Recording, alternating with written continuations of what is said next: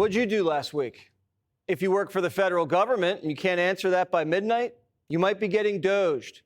This weekend, every D.C. bureaucrat got this message in their inbox. Please reply to this email with 5 bullets of what you accomplished last week with a deadline. And if you don't answer, that's kind of your answer. I thought it was great because we have people that don't show up to work and nobody even knows if they work for the government. So by asking the question, tell us what you did this week, what he's doing is saying, are you actually working?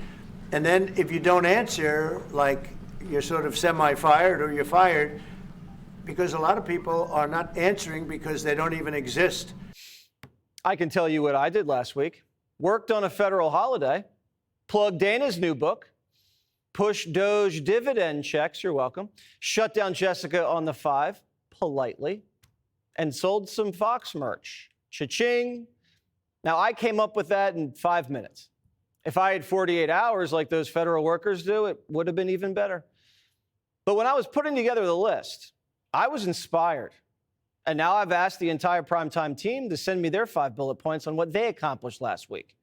And the deadline's at 6 a.m. tomorrow. And we're going to send you and show you what their bullet points are tomorrow. And I'll let you know if I fired anybody. Nobody on my team was angry when I sent the email. But for some reason, federal workers are. Tell us about this email and what it was like receiving it and what you all have talked about after getting it.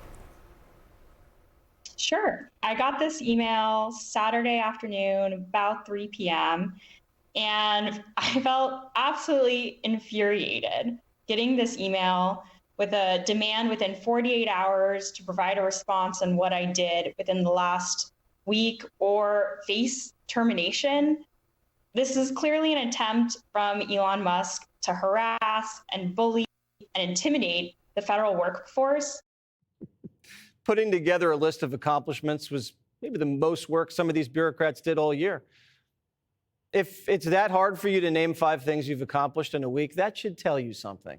And if it makes you mad or infuriated that you're being asked, that should also tell you something. Tells me a lot of these federal workers don't want to justify their jobs because they feel they're entitled. And that's a bad attitude. And that attitude's about to change. And was it just me or did that worker sound like she was reading from a script? I think I saw her eyes moving back and forth. And what, has this woman never had a review? If the answer is no, then that's a huge problem. People are getting laid off. Tell me why you should stay. If the CEO of Bank of America asks me, Jesse, what did you accomplish last week? I don't run to CNN and cry and tell the anchor I'm mad. If I've been doing a good job, I'm psyched for the opportunity to present my boss with a list of my amazing accomplishments so I can get a raise and a promotion and keep helping the company. You either have a winning attitude or the attitude of a loser. The winner loves the email. The loser is whiny. This nonsensical email from Elon Musk acting like we're in kindergarten. The new Trump administration is reveling in its bare-knuckle approach to governing. This is so sloppy with the way Elon Musk is handling this. Why is the media treating these workers like the CEO's spoiled brat son? You know, who comes and goes as he pleases, drinks at lunch, and harasses the secretaries? He's untouchable. We all know the guy. The media is treating the federal workforce like they're untouchable. Oh, you can't make them come to the office. You can't fire them. You definitely can't log into their computers, and you can't email them on a weekend.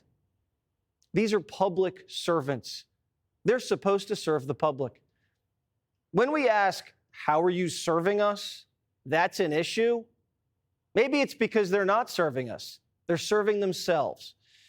Journalist Chris Rufo just uncovered a deep state sex chat at the National Security Agency. Chat logs show intel officials were using a chat room to share their fetishes and kinks and brag about getting sex changes. And it goes back 2 years.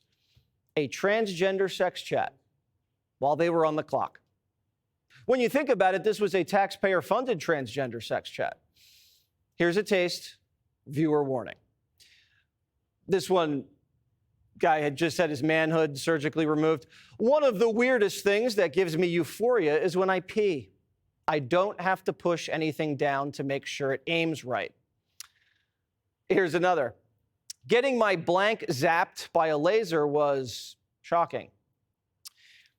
Fine, I'll just do one more. This one guy's talking about how excited he is that the bulge is gone and he can wear bikinis after his sex change surgeries. I know. And these are intel officials. These people are in charge of guarding the nation's deepest secrets and spying on our enemies. How mentally tough are these people if they're having doctors chop off their body parts and then celebrating it on a work computer? Do you know how easy it is to blackmail somebody like that? Do you know how China or Russia or the Iranians, what they would do if they got their hands on this? First, they'd laugh, but then they'd compromise every single one of these reckless agents. Elon asked, "What did you accomplish at work last week?" "I sexted with my colleagues about pouring hot wax on my nipples." This is what happens when 96% of the federal workforce works from home.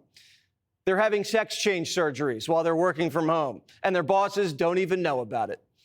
I bet we paid for those sex change surgeries. And then they're all in the group chat all day. "Hey, how was your operation?" "Mine was great. Still a little sore, but now I can live my own truth." If you don't report to work, that's another scam.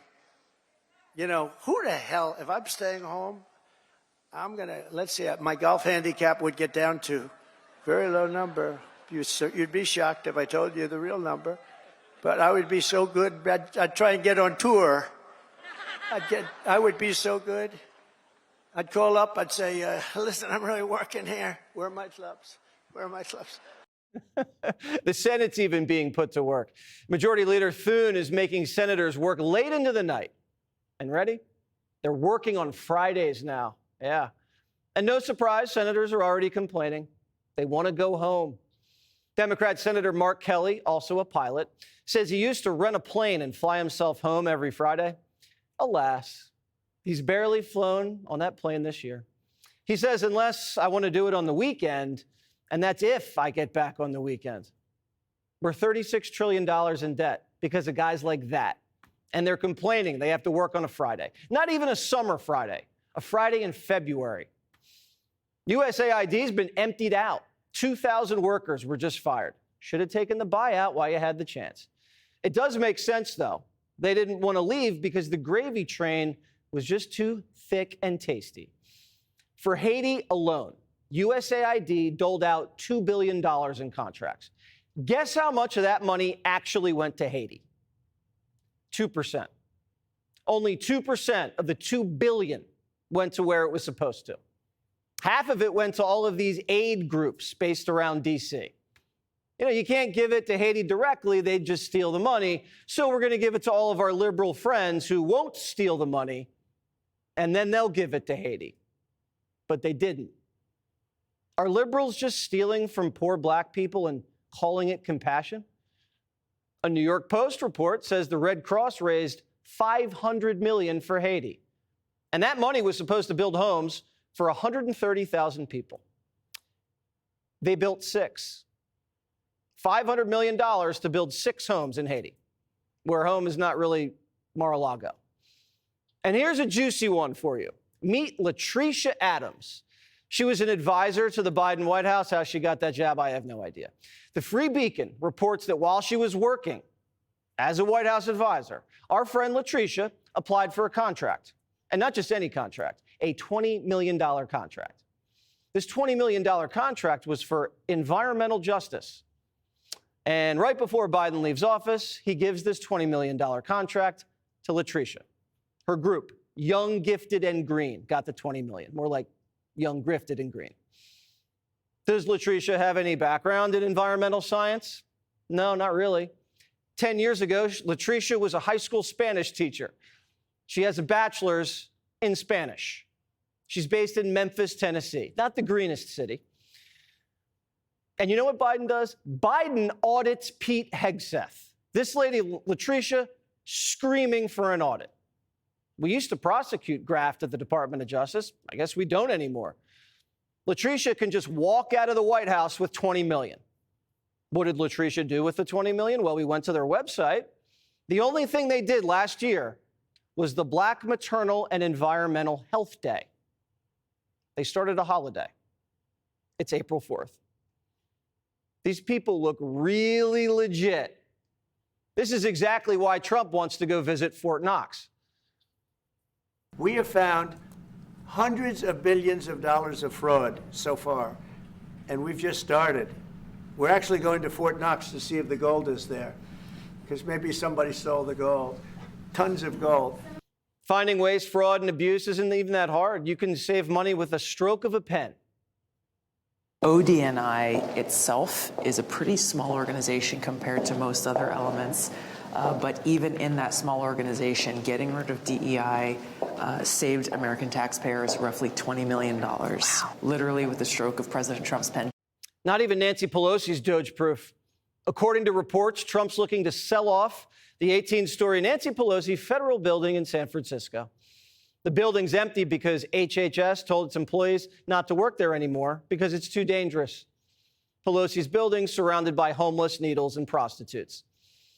It's about time America had a house cleaning. The fraudsters, liars, cheaters, globalists, and deep state bureaucrats are being sent packing. The illegal alien criminals are being sent home. We're draining the swamp and we're restoring government by the people, for the people.